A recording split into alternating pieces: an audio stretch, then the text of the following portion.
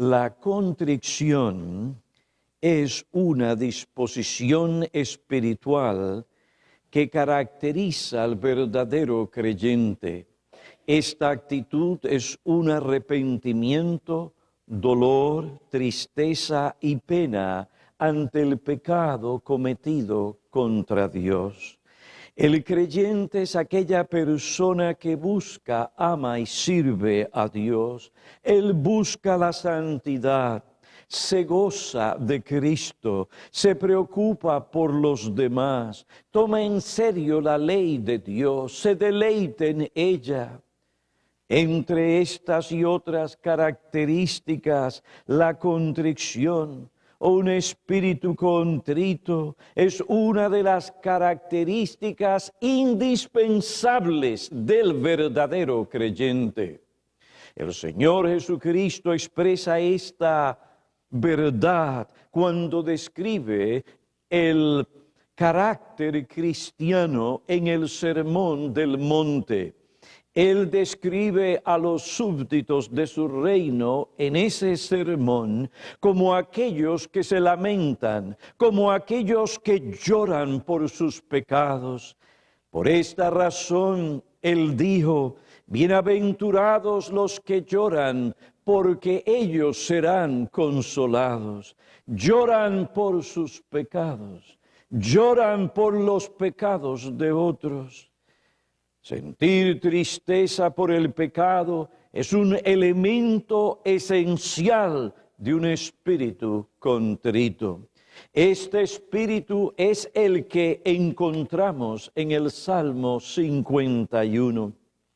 Allí David expresa su arrepentimiento, dolor y tristeza por su pecado.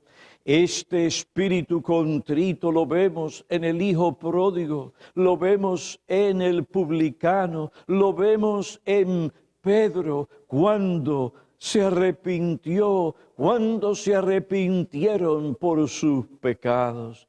Es el espíritu que debe manifestar cada creyente ante su pecado. Segunda a los Corintios, capítulo 7, versículo 8 al 11. Primera de Juan, capítulo 1, versículo 9. Santiago, capítulo 4, versículos 8 y 9. Aunque el mundo nos acuse de ser morbosos, o nos vea como personas que sienten una atracción obsesiva por lo desagradable, nunca debemos permitir que esta acusación o descripción sin fundamento nos lleve a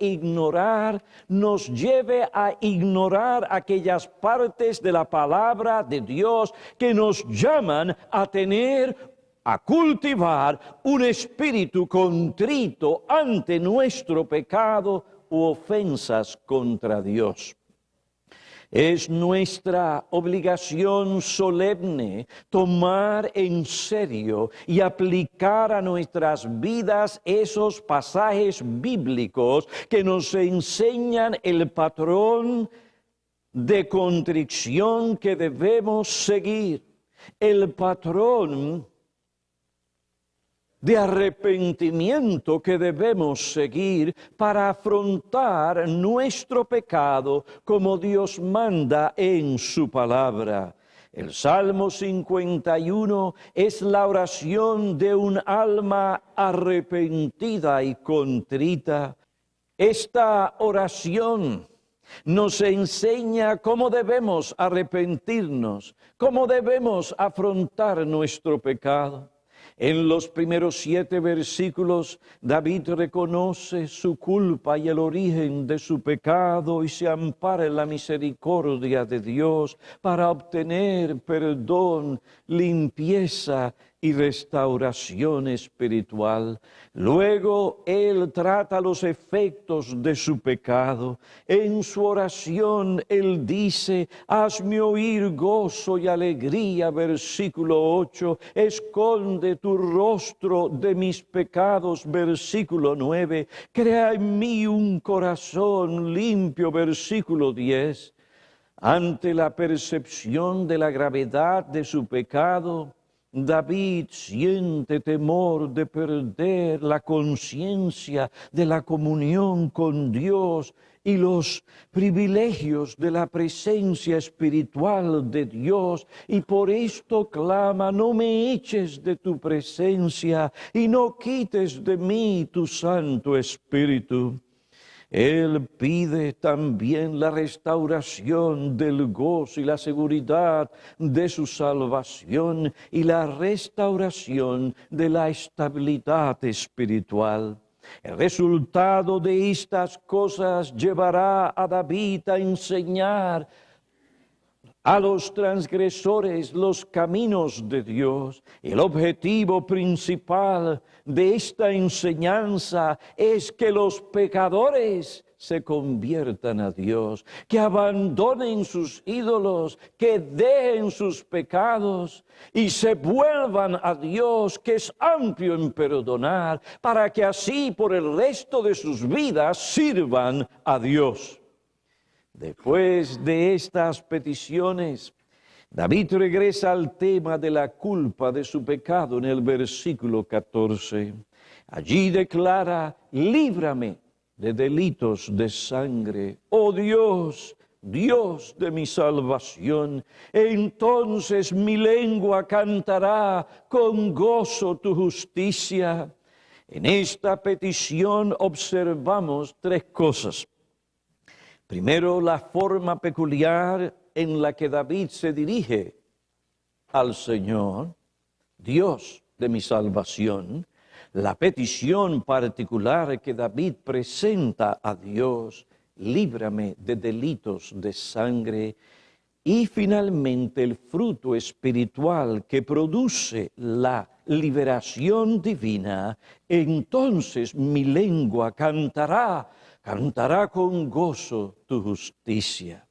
En primer lugar, David se dirige a Dios en una forma peculiar. Él dice: Dios. ¿Quién es este Dios? Dios de mi salvación. Esta manera de dirigirse a Dios indica que mientras David oraba y afrontaba su pecado bíblicamente, su fe comenzó a fortalecerse. La fe crece cuando el creyente se entrega a la oración. El crecimiento de su fe dio a David la confianza para expresar explícitamente por primera vez en su oración la relación que había entre él y Dios. Él dice: Dios de mi salvación. Dios era en un sentido personal, filial y salvífico su Dios. La forma en que David se dirige a Dios indica también que había una relación entre David y Dios basada en el pacto que Dios hizo con su pueblo. En este pacto Dios se comprometió a salvar a su pueblo. Debido a este pacto y las provisiones que este pacto hace, David describe a Dios como el Dios de su salvación, pues es Dios quien estableció este pacto de salvación o pacto de gracia. Él es el Dios en quien David depende para su salvación, la única fuente de donde procede la salvación para él.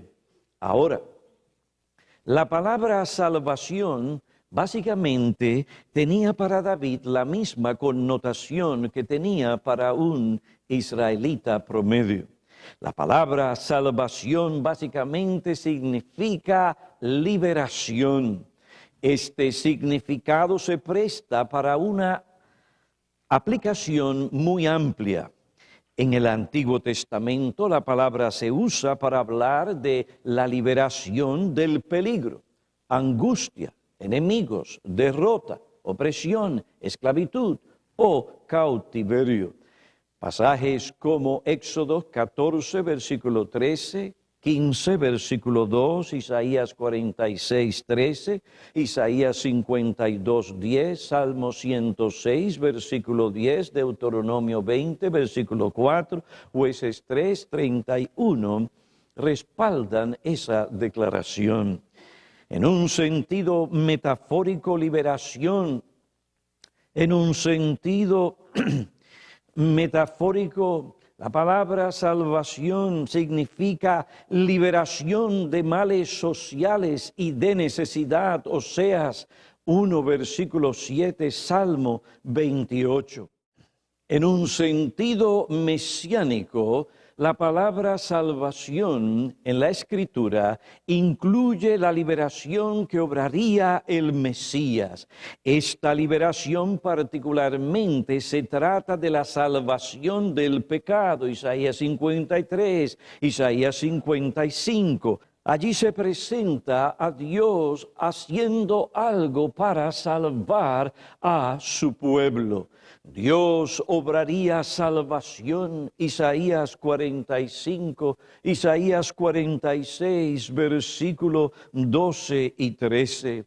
Esta salvación espiritual se revela y se desarrolla ampliamente en el Nuevo Testamento, comenzando desde el anuncio del nacimiento del Mesías.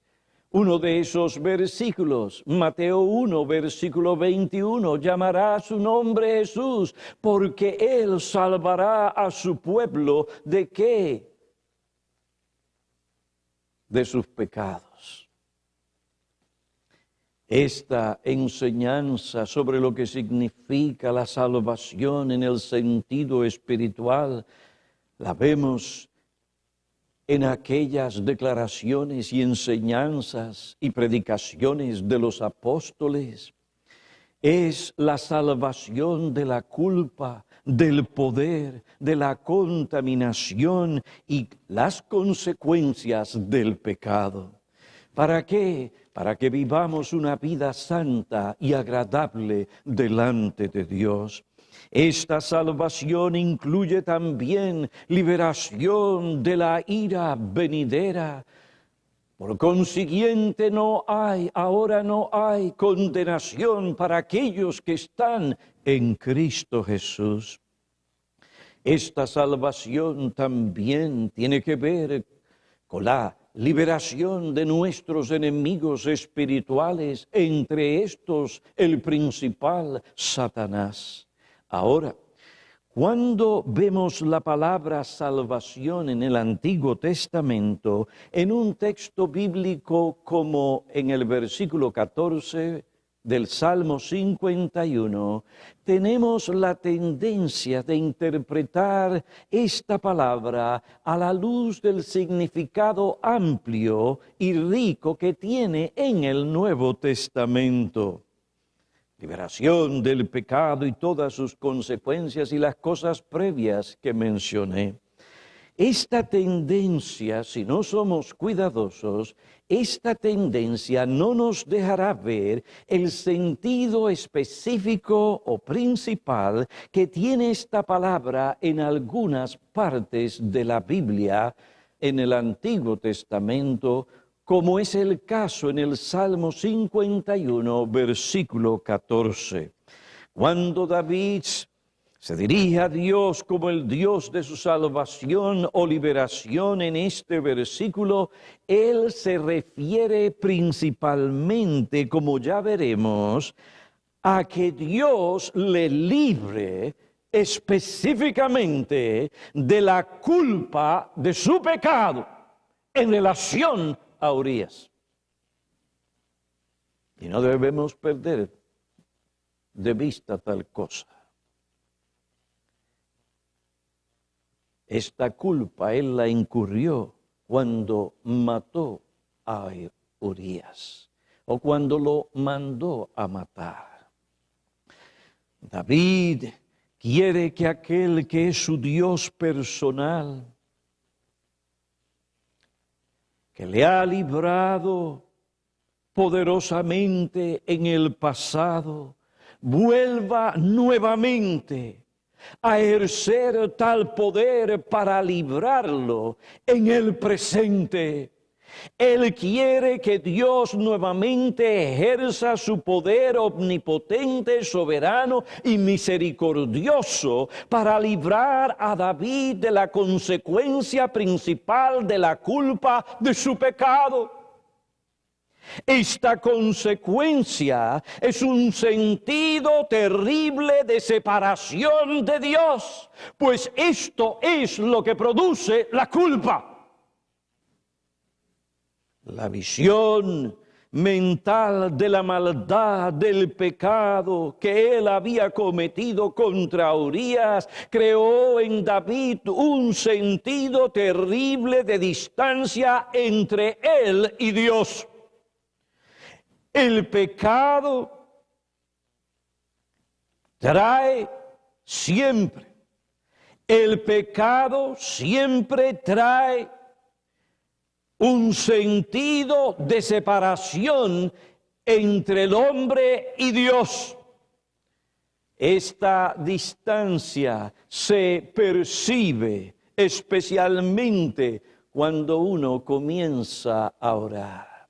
Cuando uno se detiene y eleva el alma o los ojos al cielo, el peso de la culpa produce, en las palabras del pastor Martin, un sentido terrible de distancia entre el pecador y Dios. En ese momento, el principio que debemos tener en cuenta es que cuando nos acercamos a Dios, no podemos ni debemos ignorar ese sentido de distancia que vemos o percibimos entre Él y nosotros. David no ignoró su culpa, ni ese sentido terrible de distancia que ésta creó entre él y Dios. Consciente de su culpa, ¿qué hizo? Se refugió en la misericordia y la compasión de Dios. Él dijo: ten piedad de mí conforme a tu misericordia. Ahora, en el versículo 14, cuando se ve afectado nuevamente por la culpa de su pecado y la distancia que éste crea, él por la fe, con más confianza en Dios, vuelve a afrontar bíblicamente su culpa y la consecuencia de la misma. Él sabía que a pesar de su pecado y culpa, Dios había establecido una relación con él basada en su pacto y por consiguiente, Dios no rechazaría a David. Si David se acercaba a él con un espíritu contrito, que afrontaba su pecado y su culpa como Dios manda en su palabra, Dios no lo rechazaría. A pesar de su caída terrible, Dios continuó siendo el Dios de su salvación. Esto lo animó a buscar perdón, limpieza, restauración y liberación de su culpa. Ahora, hermano, te pregunto, ¿cómo reaccionas ante tu culpa? Y ese sentido terrible de distancia que ésta produce entre tú y Dios. ¿Te acercas a orar? ¿Te acercas a Dios para orar? ¿Y qué pasa? Allí te acuerdas del pecado que cometiste. Dios, que obra por medio de su Espíritu, vuelve a traer delante de ti el principio, la enseñanza, el mandato, el precepto, el testimonio que has quebrantado.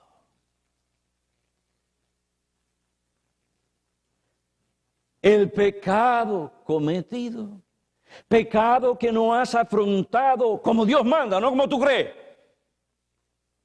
De repente Hay un sentido de culpa que se intensifica a medida que ves con mayor claridad la maldad de tu pecado. El peso de esa culpa crea en ti un sentido terrible de distancia entre tú y Dios.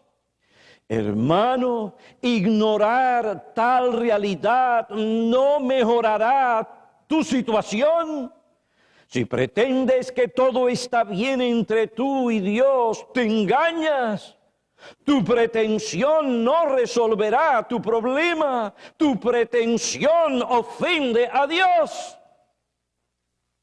Algo anda mal en el corazón cuando una persona se atreve a acercarse a la presencia de Dios campechanamente mientras ignora su culpa y el sentido terrible de distancia que hay entre ella y Dios. Lamentablemente no se da cuenta de las implicaciones de lo que hace. Tal persona no tiene una idea correcta de Dios ni de sí misma. El pecado siempre produce un sentido de separación que ninguna persona debe ignorar. Ninguna persona, aún el incrédulo. El creyente no debe pasar tal separación por alto, especialmente cuando Dios es el Dios de su salvación.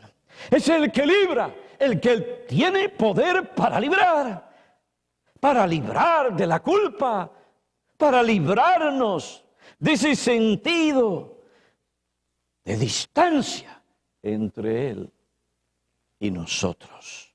David se acercó a Dios. Ya tienen algo de idea por qué David dice al Señor: líbrame de delitos de sangre. Inmediatamente, ¿qué es lo que hace? Describe, identifica a Dios como el Dios de su salvación. Señor, yo he hecho algo de lo que nadie puede librarme. Solo tú puedes remover la culpa. Solo tú puedes librarme de este sentido de distancia que el peso de mi culpa produce en mí por mi pecado, mi maldad.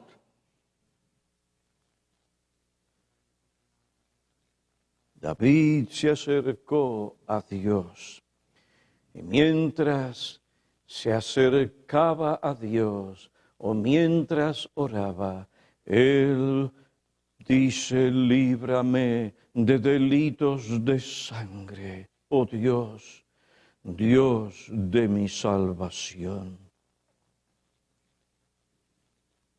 Ahora, al principio de su oración, él no ignoró estas cosas, ni en el transcurso de su oración cuando aparecieron, como es el caso en el versículo 14. Él perseveró en la oración, tomó tiempo en su oración para afrontar estas cosas. Dice: líbrame de delitos de sangre. Oh Dios, Dios de mi salvación, entonces mi lengua cantará con gozo tu justicia. Abre mis labios, oh Señor, para que mi boca anuncie tu alabanza. Hay algo en mí que me detiene.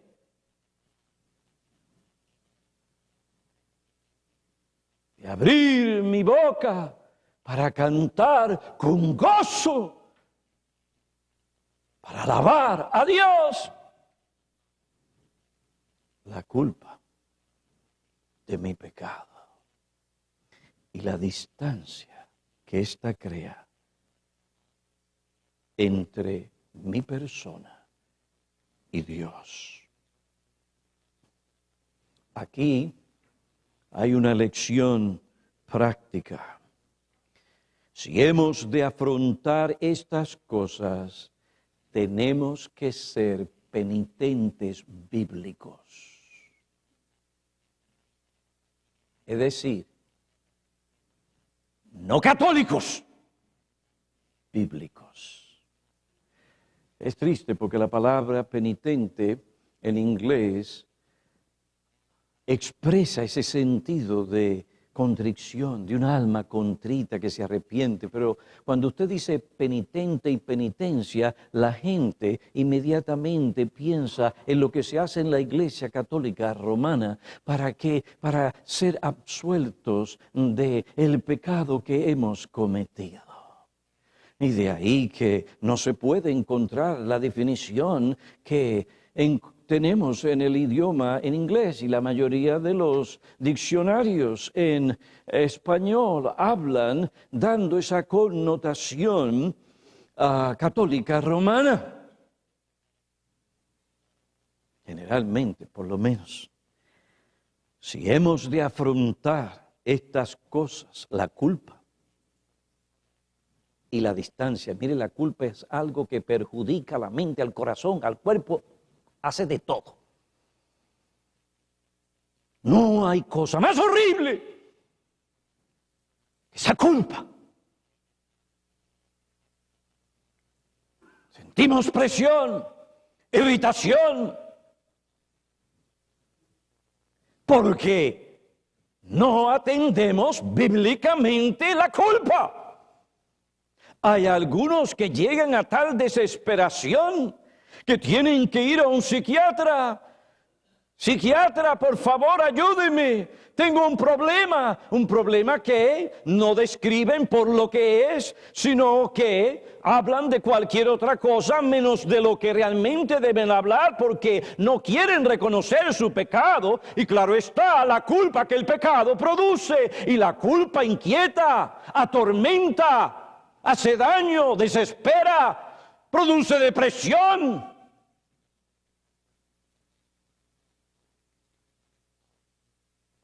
¿Cuántos psiquiatras y psicólogos no tendrían hoy empleo si la gente aprendiera a tratar bíblicamente con su pecado y con su culpa?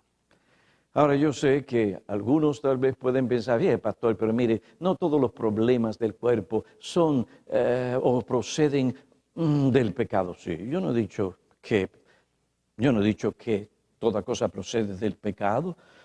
Hay depresiones y hay otros males y enfermedades que tienen que ver con nuestro cerebro y que tienen que ver con nuestro sistema. El pecado también indirectamente nos ha afectado de tal manera que hay casos donde hay ciertas personas que no producen los minerales o no los pueden absorber o están afectados químicamente, y esto les lleva a actuar y a pensar de una manera incorrecta.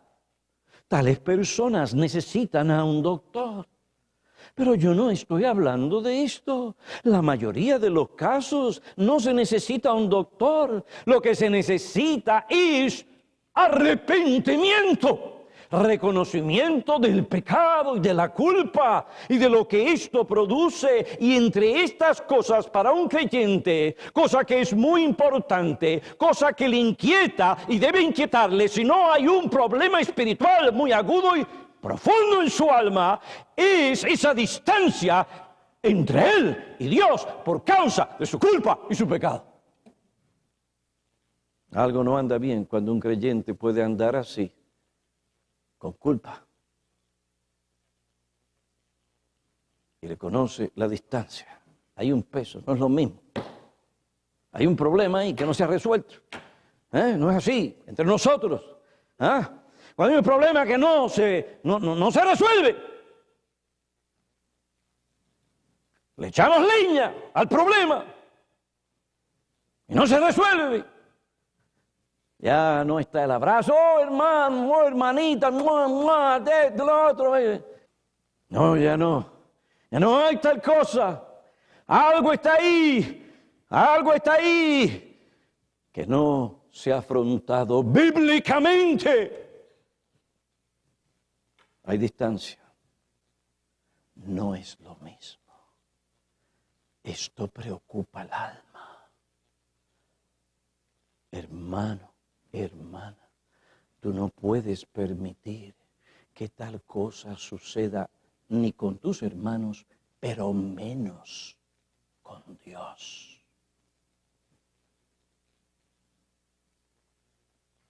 Aquí hay una lección práctica. Si hemos de afrontar estas cosas, tenemos que ser penitentes bíblicos, no católicos, sino bíblicos. Personas que toman el tiempo necesario para afrontar su culpa bíblicamente.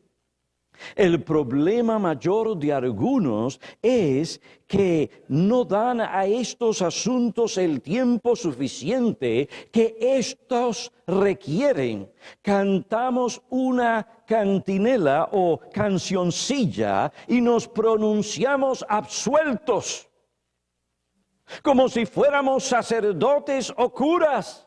Nos decimos a nosotros mismos, tus pecados han sido perdonados, no le des más vuelta al asunto. Señor, pequé, perdóname en el nombre de Cristo, amén. Con razón todavía perciben la distancia entre ellos y Dios. Si es que Dios tiene misericordia, le abre los ojos para que puedan ver tal distancia y no sean engañados por su corazón. Y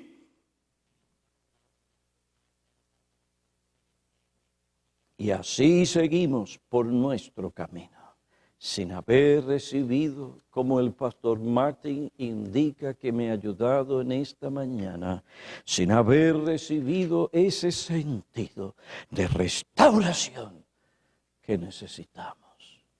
Yo no vine a jugar a la iglesia, yo vine a darte enseñanza para que tú puedas tratar con tu pecado, tu culpa y la distancia que crea en realidad el pecado y tu culpa y puedas gozar y deleitarte de Dios.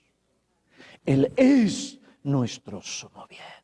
Pero si continúas alejado, a distancia de Dios, ¿cómo entonces podrás gozarte de todo lo que realmente es? Y Él quiere darte, y Él quiere que tú conozcas en tu propia experiencia. Mi amigo, eso no sucederá. Acercaos a Dios. Como dice Santiago, afligíos, humillaos, vuestra risa se convierte en llanto. Hay que tratar con el pecado, su culpa y la distancia que crea entre Dios y el hombre. Acercaos a Dios y Él, en gracia, bendición, misericordiosamente, se acercará a vosotros. Hemos visto la forma peculiar en la que David se dirige a Dios. Dios, qué privilegio, qué privilegio. Dios, Dios, el Dios de mi salvación.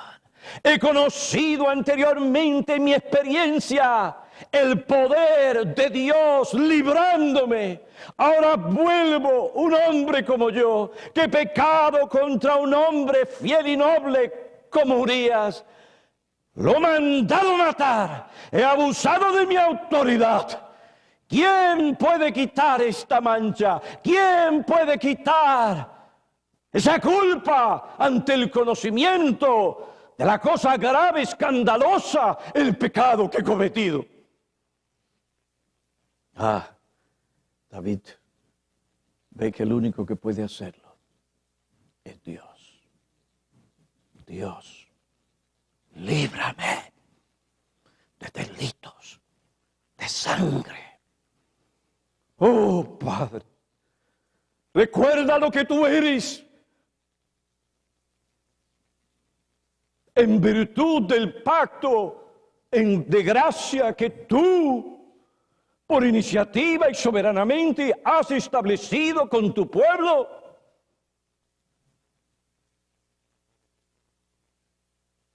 Líbrame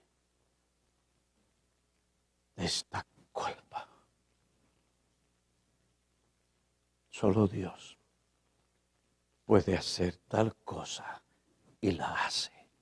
Porque un espíritu contrito, Dios que no miente, Él nunca despreciará. Pues hemos visto la forma peculiar en la que David se dirige a Dios, Dios de mi salvación. En segundo lugar, consideremos la petición particular que David hizo. Versículo 14, él dijo, líbrame de delitos de sangre. David explícitamente describe el pecado de asesinato que había cometido. El término que usa para hacerlo en el hebreo es el sustantivo sangre en el plural intensivo. Este término describe con exactitud uno de los aspectos del pecado escandaloso de David. Líbrame de sangres. Él ahora reconoce que derramó la sangre de Urías. Su participación y culpa en este asunto no desaparece tan fácilmente. Ahora, importante, ahora hay un debate sobre el significado específico de la palabra sangres, o sea, la palabra hebrea traducida al español sangres. Algunos piensan que se refiere al castigo capital que David merecía por haber matado o mandado a matar a Urías. Otros piensan que se trata de la culpa que este pecado produjo en David. Mi inclinación es que esta palabra se refiere particularmente a la culpa de su pecado. La preocupación principal de David no era el castigo capital que él merecía, pues Dios por el profeta Natán le había dicho a David, no morirás. Segundo libro de Samuel, capítulo 2, versículo 13. Aunque David es digno de muerte por su adulterio, y porque había mandado a matar a un hombre, su preocupación es su pecado y su culpa. Pues ahora él reconocía lo que antes no quería reconocer. Probablemente se decía a sí mismo, esto es lo que ocurre en la guerra. La gente buena perece. Además, yo no levanté literalmente mi espada contra él. Fueron los enemigos de nuestra nación que lo mataron. Esto es lo que hace el hombre cuando quiere encubrir su pecado. Levanta una serie de argumentos para justificar sus acciones pecaminosas o no tener que reconocerlas. Pero Dios ve la falacia de tales argumentos y de una manera clara muestra las cosas como son y expone el pecado del hombre. Así lo hizo con David. Dios no dejó que los argumentos falsos que David se decía a sí mismo para silenciar la voz de su conciencia y continuaran manteniéndola callada, no le permitiera ver lo que era tan obvio y tan claro ante sus ojos omniscientes. Por lo tanto, él envió a Natán a confrontar a David y a exponer el pecado que este hombre había cometido. Y esto es lo que vemos en el segundo libro de Samuel, capítulo 12, versículo 9, dice, ¿por qué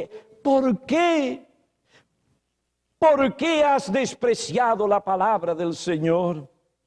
Haciendo lo malo a sus ojos, has matado a Urías hitita y has tomado su mujer para que sea tuya, y lo has matado con la espada de los hijos de Amón. Tú no usaste tu espada literalmente, pero tú usaste por medio de tus intrigas y por medio del abuso de tu autoridad, la espada de ellos para matar a aquel hombre. No me venga con argumentos ni justificaciones, como muchas veces nosotros hacemos para no tratar las cosas. para no afrontar el pecado como debemos. Somos expertos en los argumentos. Nuestra madre es Eva. Y sobre todo Adán, la mujer que tú me diste. Y ahí empezó el argumento. Pero con Dios los falsos argumentos no cuentan, no valen nada. Él ve las cosas como son y las declara como son. Y expone el pecado del hombre con toda claridad para que el hombre entienda que ha pecado. Y que el pecado, ¿qué es lo que engendra? Engendra muerte.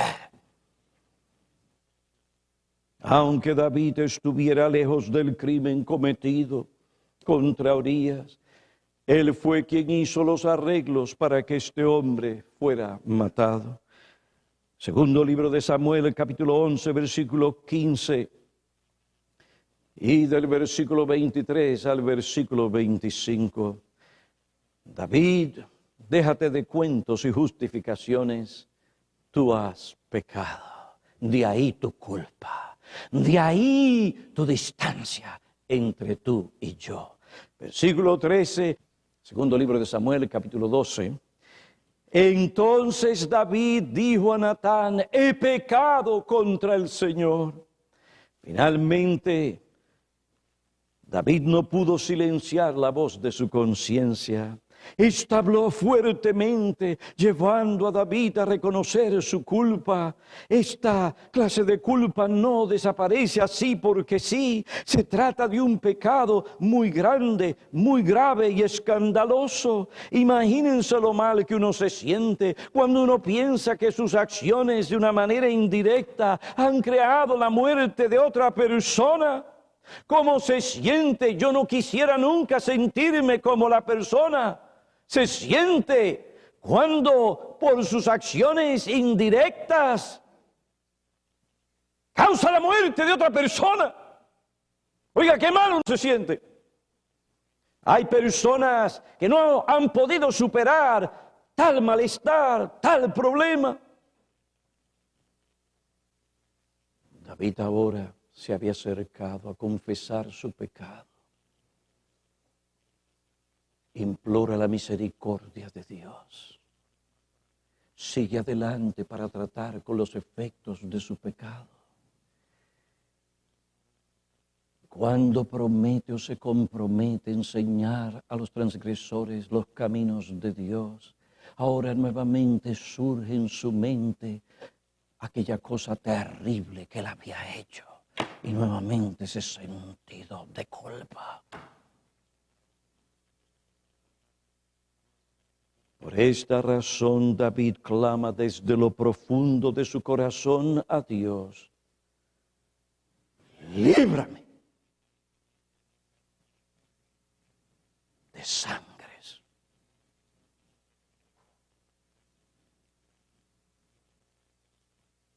Y él fue a Dios porque era el único que podía librarle.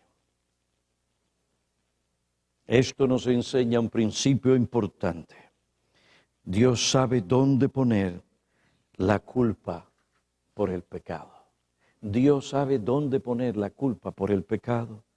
Cuando tú deliberadamente haces algo malo y perjudicial que tiene un efecto en cadena, tú eres culpable de esa acción pecaminosa que hizo daño a otro u otros. Oh, tú no fuiste el que levantaste la espada contra Urías, pero iniciaste con tus palabras aquello que llevó a otros a desacreditar y a calumniar a otra persona que tú piensas te hizo daño.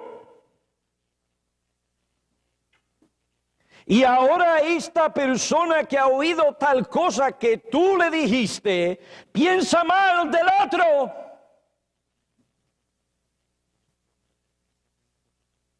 La envenenaste.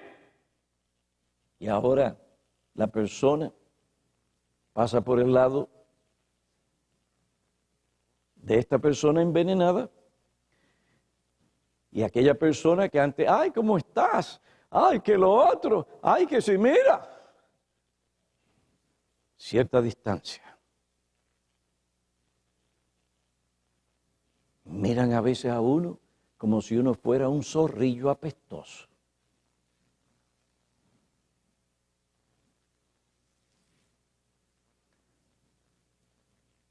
No, tú no fuiste la que estabas allí para mirar a la persona de quien hablaste. Es la otra. Pero aunque tú no estuvieras allí con ella, la reacción de ella hacia esa otra persona, la reacción pecaminosa, no es solamente el pecado de esa persona, sino también tu pecado. Y la Biblia dice, tu pecado te alcanzará. Aquello que hiciste, que llevó a otros a pecar o a hacer lo malo, tarde o temprano te alcanzará. Tu propia credibilidad sufrirá. Las consecuencias de tu pecado te alcanzará, pues Dios no puede ser burlado. Él sabe dónde poner la culpa. David, tú mataste a Urias con la espada pero tú lo mataste.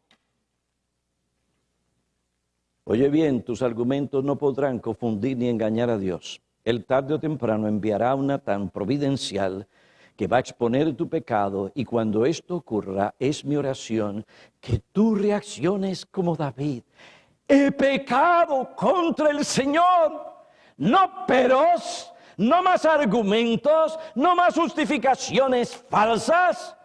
Cuando veas y reconozcas tu culpa y tengas ese sentido terrible de distancia de Dios, no la ignores, sino que clama al único que puede librarte de estas cosas. Pues hemos visto la manera peculiar en la que David se dirige al Señor, Dios de mi salvación.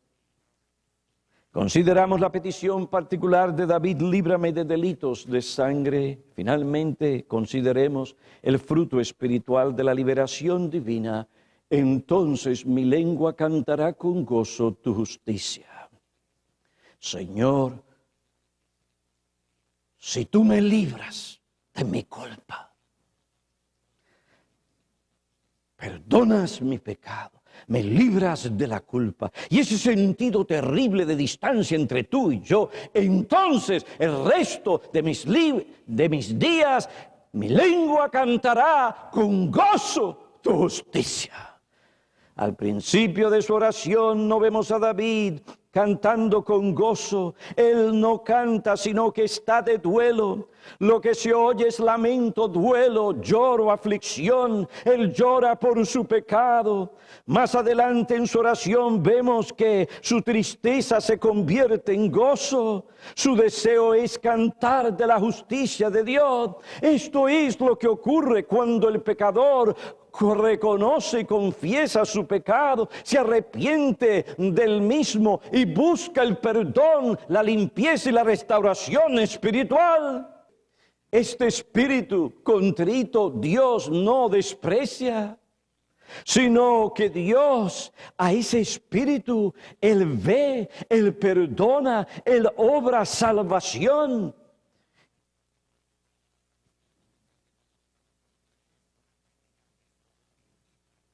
Dios, de una manera justa, satisface las demandas de su ley y así perdona, acepta y recibe a pecadores arrepentidos que por la fe se apropian del remedio que Dios provee para perdonarles, para remover la culpa y salvarles del pecado.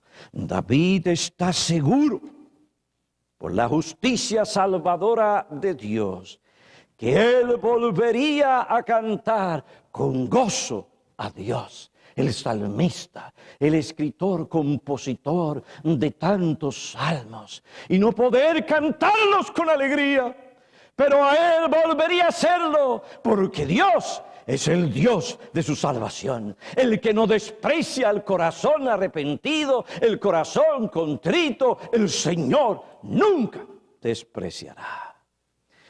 He aquí el tema de su canción, la justicia de Dios. Cómo el Señor salva, justifica, perdona a base de lo que Cristo hizo al pecador arrepentido. Él cantaría con gozo, y este gozo lo produce la misericordia, el perdón, la liberación que Dios concede al alma. Este gozo se conoce porque Él canta, la persona canta con alta voz, con alegría, con entusiasmo, pues grandes son las misericordias de Dios y grande es su salvación. Imagínense ser libre de la culpa de un delito de sangre.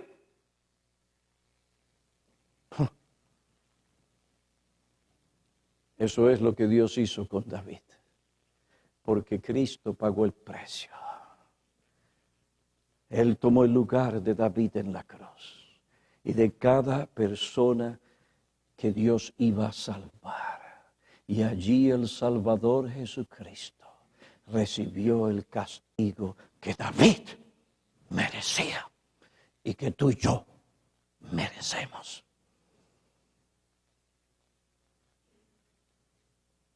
Dios es fiel, pero también es justo.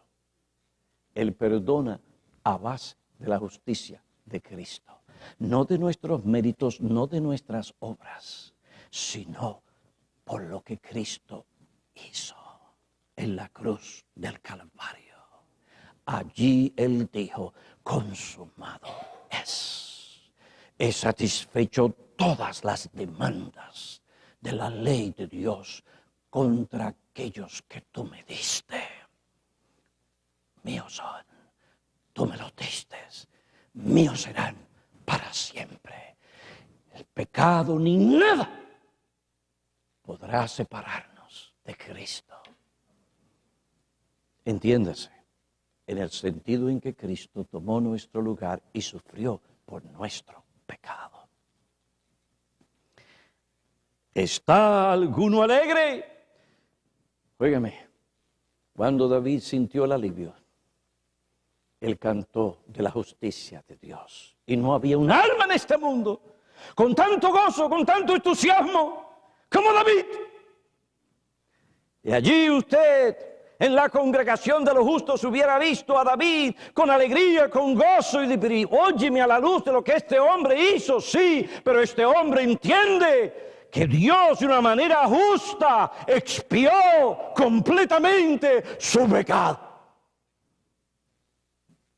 Y ahora David canta con gozo y alegría. No se puede explicar por qué en la iglesia no se ve esa alegría. Y esa alegría no se manifiesta en sus cánticos. Oh, hermanos, ¿dónde están? ¿Dónde estamos? ¿Qué pasa en nuestras vidas? Les exhorto a ir al Calvario. Les exhorto a mirar a Jesús, el autor y consumador de nuestra fe, que se entregó por nosotros para salvarnos. No tenemos temor a la muerte, aunque sí podría ser que tuviéramos temor al proceso por el que viene la muerte. Pero nosotros no tememos a la muerte, porque no hay condenación para aquellos que están en Cristo Jesús. Hoy, mi amigo, esta alegría y este gozo, esto puede ser tuyo. Mira a Cristo, no al predicador. Mira al Señor entregado para ser azotado y castigado por el Padre, para obrar eterna y completa redención. Es por lo que Él hizo que se puede remover tu culpa. No importa cuán profunda esté enterrada en tu sistema psicológico, emocional, mental y espiritual. Hay una base y un fundamento sólido para remover nuestra culpa. Oh, que el Señor nos lleve a cantar como David. Este es nuestro tema, la justicia de Dios. Oremos.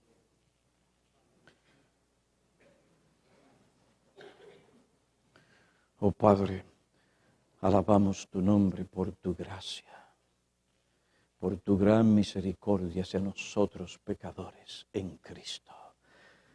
Te alabamos por un Salvador que se entregó a sí mismo para darnos vida, perdón, librarnos de las consecuencias del pecado, librarnos del poder, la culpa, contaminación y consecuencias del pecado.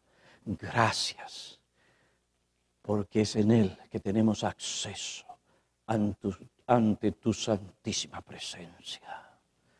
Alabado sea tu nombre. Tú eres el Dios de nuestra salvación. Aleluya. En Cristo, bendice y usa tu palabra. Amén.